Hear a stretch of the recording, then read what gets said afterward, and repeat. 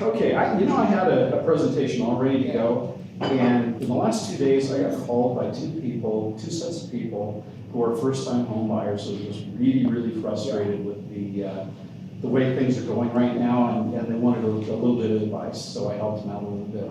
And I thought, this is a good time to talk about this, because the market is different from what it normally is. So I thought I'd share with you guys the advice that I give to somebody who's a first-time home buyer, or maybe somebody who is trading down, not necessarily trading up, because that's a little bit different market around here. But anyway, when people come to me, especially first-time home buyers, they have their own expectations. They've already thought about it. They know how they want to go through the process. And during a normal market, it might be okay, but it doesn't work in this market right now. Their expectations are that they're going to go out, they're going to look at a bunch of houses, they're not in a hurry, they're just going to take their time, and then they're going to select the house that they want and buy it. And that's not the way things work right now. It just isn't. Maybe if you get lucky, but generally by the time folks get to me at an open house, they're mad at the process, they've already fired a couple of realtors, and they're just about ready to give up on the process. The way things are right now, if you want a house below about $250,000, you're going to have to get in line, and you're going to have to be competitive with your offer. You're going to have to go in there ready to roll, otherwise you're going to get bypassed. First thing to do, this is the first thing I tell anybody, go check your credit. Go take a look at it. If it needs a little bit of work, take care of that right away. That way when the time comes, you aren't behind the gun, you're in front of it, and you're ready to go. There are 3 different companies. There's Experian, TransUnion, and Equifax. These guys gather information about you, not necessarily credit-worthy information, but information about you. Some of this stuff, you look at it and think, well, why is that important? But it is when you look at what they're trying to do. They compile all the information about your credit, about where you live, how many times you move, how often you use your credit, whether you're married or not, things like that, whether you've gone through a bankruptcy, whether you have a lien against you. Almost anything that you can go through financially is going to be on your credit reports. You can get a free credit report once a year. It is annualcreditreport.com is the name of the website. You can go there in there one time per year. I always do it in January. You can print out all 3 of your reports, and you can print out the whole report. So you're talking about, if you have a long credit history, maybe 30 pages. So it's a good long report. And you should do that every year. You should go through it, and you should highlight things that are wrong or really old and do something about them, so you always have an updated credit report. Maybe you want to go out and buy a car or something. Maybe you want to buy a house. Maybe you want to finance some furniture. That's the way to make sure you get the best deal, is to make sure your credit is good.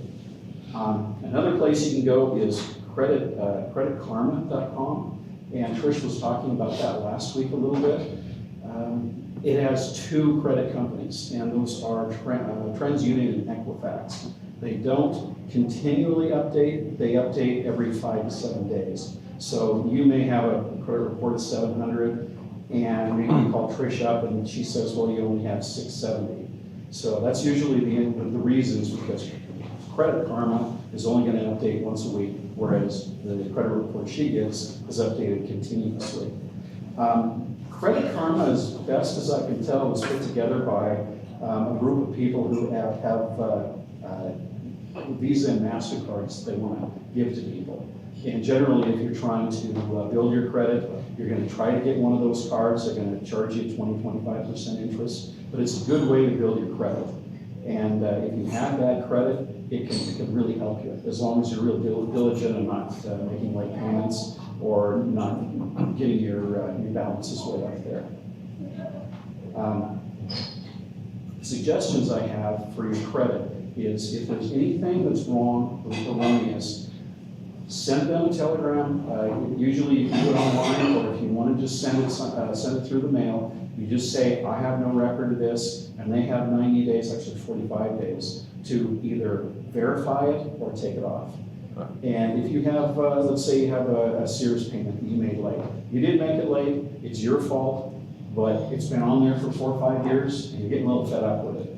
Well, tell them the same thing. Say, I don't have any record of this. And what they do generally is they take the request and they throw it in the trash can, because they get hundreds of these, Sears, maybe thousands, every day. And they don't have the time to verify everything. Sometimes they do, sometimes they don't. So chances are, if you have something erroneous, send it in there, and within 45 days it'll be off your credit. That's a real easy way to take care of stuff. But make sure that everything is on there, is updated and correct. Next thing, picking out a mortgage. Right now, the way things are going, you have to have your mortgage pretty well set before you go out and buy a house. Best way to find a mortgage broker, somebody you've used in the past that you trust, somebody who's referred to you. That's generally the best way to do it. Your realtor is a good person to get what? Insurance. What? Where you at? Yep, that's a good place. Generally, you have a relationship with those guys. Realtors usually work with people. They know who they can work with. They know who's going to put a lot of stress into a situation. Generally, we kind of stay away from the folks who are going to mix things up. I had a deal that's supposed to close tomorrow, but it isn't going to close because in the middle of it, the clients decided they wanted a different mortgage person. They got into a mortgage person that it was a new house, so we didn't know what was going to be done. They locked the rate right away, and they've already had to pay 3 times to have it relocked. So they're working on $6,000 or $5,000 of relock fees, and that takes away any kind of goodness from trying to get a point or two better. And that's going to hurt you, so make sure that the person you pick out is going to work with you and is going to work with the people that are involved in the transaction. Next thing is getting information to them. You're going to feel like the mortgage broker is hounding you. When you go in to get a loan, they're going to ask for your life's report, and they're going to put it all in the file. Well, the best thing to do is have it all ready for them. If you have it ready for them and you are giving it to them before they're asking, chances are you're going to feel a lot better about the deal. Whenever I get a mortgage, if I get a phone call from the mortgage broker saying they need something, I feel like I haven't done my job. Anytime I get a W-2 or a 1099 or something like that, it gets scanned, I email it to them. Anytime I have a bank statement, it gets scanned, I email it to them, every page. And then everything goes into a file, and I actually put a little sticky note saying that I got it to them on this date. That way, if they forget something or they call me up and say, you didn't got this to me, I can just say, I got it to you on this date. And they go, oh, okay, you keep track of stuff. But anyway, if you're ahead of the game and you get organized and you get accepted for that loan before you go out, you're ahead of the ballgame. Because most people don't go any farther than just getting pre-qualified. How long do the rate locks last? It depends. You can get rate locks for a couple of months. You can get them for 30 days. You can get them for 4 or 5 days. It just depends on what's going on, and it depends on how much you're willing to pay. If you got a lock right now and it went up a point before you close, your rate lock or your rate lock is going to cost you a lot more. I mean, it can cost you a couple of grand just for a rate lock for an extra couple of weeks. So it just depends on what the market is doing as to how much it's going to cost you. If the market goes down, your mortgage broker is going to try to get you to keep that rate lock, but you don't want to do that. You want that better interest rate. So the best thing to do is just get a requalification on that. All right, the next thing to do is you got to find the property. Now, most everybody, like 99% of the people that I do business with, have already looked at homes online. That's the #1 way to find out where your house is. So go online and look at it, look for it, find out what your options are. A couple of websites to go to, Realtor.com is one, Trulia.com is one, and a good place to do some research is Zillow. Zillow isn't the greatest place to look for houses on the market. The thing they do have over other ones is that they have the for sale by owners on there. So if you want it for sale by owner, that's where you go to get those because there aren't too many other places. But it lists those, and sometimes the problem is they list them forever. I have listings on Zillow that have been there for 5 years. And I don't take them off because people call me on that. It was one that I listed a long time ago. The price is great. I get a couple of calls a month on that thing. I'm not going to take it down. So that's the problem with Zillow. This stuff stays there unless you take it off. Another thing about Zillow you have to watch out for is the price on it. Sometimes, they generally take it from the county website. That's how they get their information. But we noticed once, my partner and I bought a duplex, and it was right next to another duplex built at the same time by the same people and owned by the same business. And they were identical. The only difference is paint and, no, that's it. Paint is the only difference. They're right next door to each other, same size lot.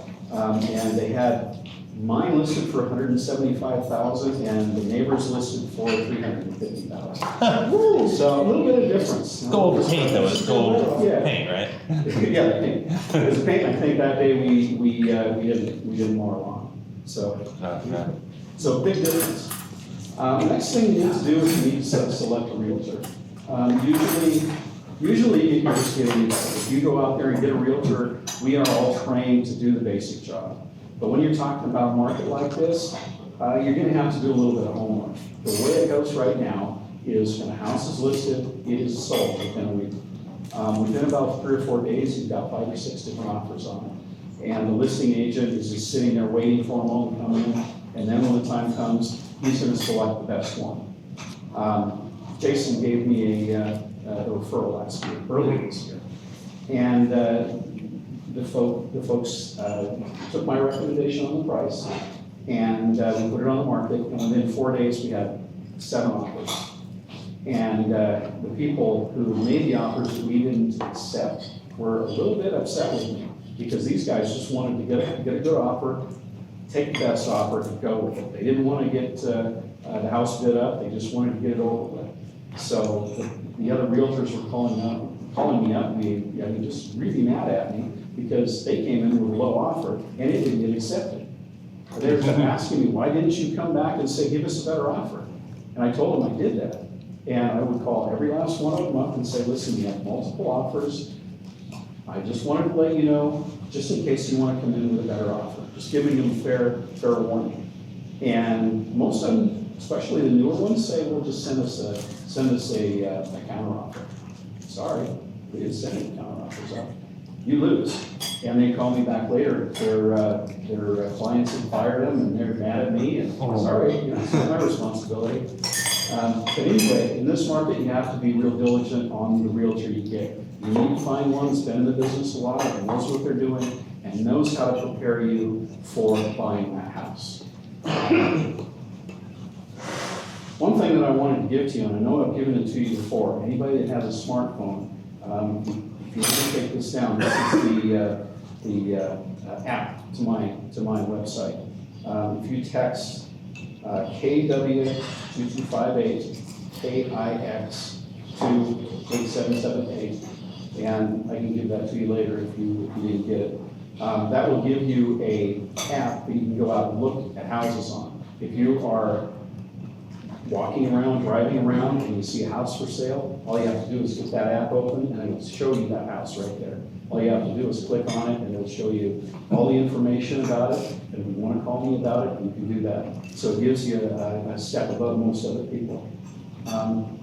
Most other companies have good websites. Not all of them have apps. So if you want the best up-to-date information, you go directly to the websites of those companies like John Scott, Keller Williams, Windermere. Those will give you all of the listings that are on the market.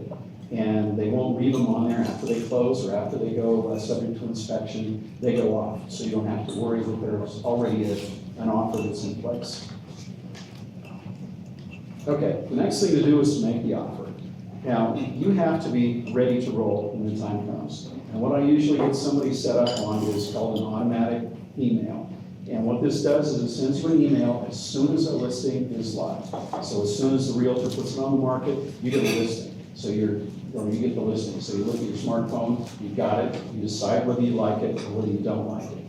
Now, if you like it, you need to call up. You need to say, I need to get inside this house now. Some people even make an offer without even being inside the house. Sometimes they make offers that are up to $100,000 more than what the listing price is.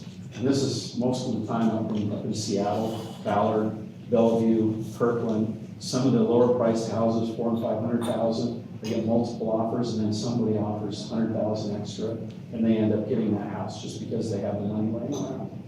And they want a house, they don't want to have to worry about going through this process. But generally, you have to jump on it within a day or two. So you need to get inside of it, you need to make your decision right away. You can't sit back and relax and decide whether this is the perfect house. You need to jump on it, you need to jump on it now. The next thing to do is to make the offer. There are certain things you can do to sweeten up the offer, to make it look good, and you don't have to put a full price offer in. I recommend that you put a full price offer in, especially in the lower priced houses. But if you don't want to do that, you can go a little bit under, but just don't make it so ridiculous that the other realtor just throws it out. Because that's kind of what we do. We take a look at the 4 or 5 offers and we go, this one's good, this one's good, this is bad, this is bad. And that's how it's taken care of. You know, it's our responsibility to show every offer to the client, but we tell them right away, this is a good offer, this is not a good offer. And generally by that time, I've already contacted those bad offers and say, listen, this offer is not anywhere close, but if you want to come in with a better offer, you've got a little bit of time. And I'm usually pretty honest with the folks that call in. There are other realtors who won't even say if there's another offer on the property. You know, I'm not going to tell you a thing. You know, I'm always right up front. This is how many offers we have, because it's my responsibility to get my client the most amount of money for that property. What would be in it for them to not share information like that? I don't know. I've never understood it. They just think that it's their little power grab on the issue. I've never understood it, but there are realtors who won't say anything about it. I always follow up, are there any offers on it? Well, yeah, there's an offer on it, but can you give me a little bit of information on the offer? No. Really? I mean, I always tell them, listen, you have to come in with at least a full price offer, otherwise we're gonna take one of these. And generally, I can get somebody, especially if it's with the well-priced home, to come in with a better offer. The offers that I usually bring in, number one, you're gonna be approved, not pre-approved, you're gonna be approved, if you're willing to go through that with me. After you've gotten approved, then we can go out and find yourself a house. We get you put on the automatic delivery system on your email, and when the time comes, you know, I'm usually able to just drop what I'm doing and go out and show the house so that they can get in there and have an idea if that's the house. Sometimes I even go out to the house and send them extra pictures. And I think over the last 5 years, I've had 3 or 4 sight unseen. You know, the people didn't go through it before they made an offer on it, but we got them in right afterwards. And there's always a way out if they really found a reason that they couldn't handle it and they didn't want it. So next thing is the offer. The offers that are going to be accepted are the ones that are closest to the full price and that are the cleanest offers. You don't want to have lots of contingencies. I want a contingency for the neighborhood. I want a contingency for the title. I want a contingency for this or that. Those ones, that's just a lot of clutter getting in people's way. As far as the listing agents are concerned, they want it nice and clean, straightforward, and easy to take care of. Otherwise, it gets a little complicated, and the poor person that owns the house gets a little overwhelmed with what's going on. Sometimes they don't understand it fully, but the easier it is, the more likely it is that you're going to get that offer. The other little thing that we started using, and we had to be real careful with this 10, 12 years ago, because we are limited attorneys. We're limited action attorneys. We are writing up a legal document, but we don't have the authority to overstep our bounds. But we can write some things into documents to make them go the way that we want them to go. And for years and years, we were putting in, you know, this is the offer that we're going to get, that we're going to give you, but if somebody comes in with a better offer, we're willing to beat that. You know, it was kind of cheating back then, they thought, but it turned out that some of the companies like that, so they put it in their own form, and then the MLS adopted it about 3 or 4 years ago. Most realtors don't know it's even there. We've got 500 and some documents that we can look through when we're writing up our offers. And it's called an escalation clause, and it's something that I use almost on every offer that I have below $250,000. I get the client to put in the best offer that they're willing to put in, And then we put in the escalation clause. The escalation clause says, in the event that there's multiple offers on this home, I am willing to beat that highest offer by X number of dollars, 500, 1,000, whatever you want to put in, up to a maximum of this amount. And it's their responsibility to provide me with the offer that they had that was below the one that was accepted, if we get that. So if the offer was 200, and we're willing to go up to 205, and there was an offer at 204, then they had to show me that that offer said 204. Otherwise, it's an invalid offer. But it gives the client a little bit of peace of mind knowing that they aren't going in and on my recommendation paying way more than what I thought, or what the offer was, or what the house was listed for. So if you take the advice of your realtor and you do something like that, chances are you're gonna get the home. That's how I got the house that I'm listed, or that I'm living in right now. There were, I don't know, there were 8 or 9 offers on it the day it went on the market. And I just went in there and decided this was the house I wanted, and made the offer, put on the escalation clause, ended up paying $2,000 more for it than what it was listed for, but I did get it. So that's the way to get it. If you really want a house, and you're a first-time home buyer, you need to go in, you need to take my advice on that. You can do it, and you're real diligent at it, you're gonna get that house. Well, would it get weird if all 8 or 9 of those offers had an escalation? That would be complicated, but it doesn't happen. 9 chances out of 10, there's only one realtor that even knows it exists. Hardly anybody uses it, and I don't know why, because it's a useful tool, but they just don't use it. That house that Steve and Tisha, we had, 7 offers? Not one person used an escalation clause. Nobody did. At that point, why don't you just go to the max and then whatever was above that max? That's what I did. Yeah. And I could have gone back and said, all right, we have multiple offers, I want you to give your highest and best deal. That happened on a deal that I had in Northgate a few years ago. I had almost 20 offers on it the first week it was on the market. And I called everybody back, give me your highest and best deal. And probably 7 out of 10 of them dropped out. They said, we don't want to play your game. Sorry, we're off, we're out of here, and that's fine. And 2 of them said, this is what I'm willing to pay. And we ended up getting several grand above what the asking price was for it. And that's one way to do it. It's 4 more minutes, okay. Next thing is the inspection. You want to go in, you want to have it inspected, especially if it's an older house, because you never know, especially in South Tacoma here, or Old Town, or University Place, some of those older houses, they can have knob and tube wiring still in there. You want to make sure that it's not live. If it is live, you want to make sure it's inspected properly. Some of the piping systems have roots growing through them. Generally, it's pretty easy to see. You've got a 3-foot in diameter stump right where the water should come in. So it's pretty obvious, but you should have it inspected. They send a little scope down there with a little camera on it. And the inspection is another way to maybe knock a little bit off in the price. Generally, when I go in for the inspection, I've already contacted the listing agent and asked whether they're willing to do the work or whether they want to knock some off the price. So I'm charged with that when I go in and talk to the inspector and the clients that I'm representing. And I tell them this is what they prefer, this is the easiest way to make it. I generally tell people not to ask for anything unless it's health related or safety related or related to the house structure wise.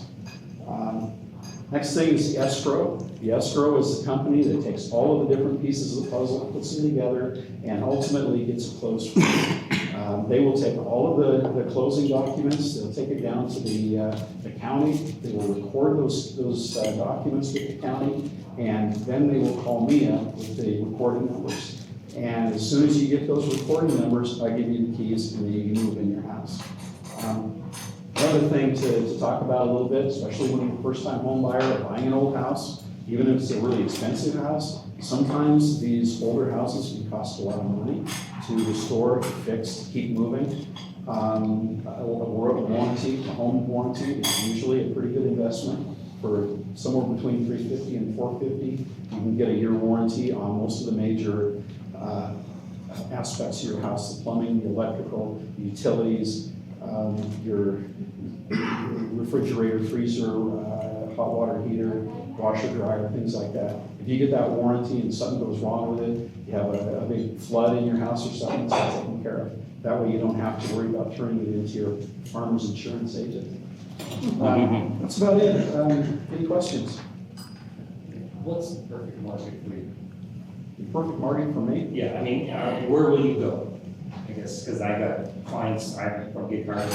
What's your area? My area is King, Pierce, and Thurston counties, but I do go out of those areas for certain houses and certain people. You know, if you're a past client, I'll pretty well help you wherever you want. We just had somebody whose parents just moved into a nursing home, so I went up and helped them in a house up in Linwood. You know, it's a ways out of my way for somebody I don't know, but for them, they've had 3 deals with me. I'll go all the way up there, no problem. I've gone out to Bremerton and Port Orchard every now and then for people that I've done business with in the past, anytime. For folks that I don't know, depends on the property. Thank you. Yeah. No other questions? John was asking you to think. We're gonna ask. Just the questions I asked you. All right, well, thank you.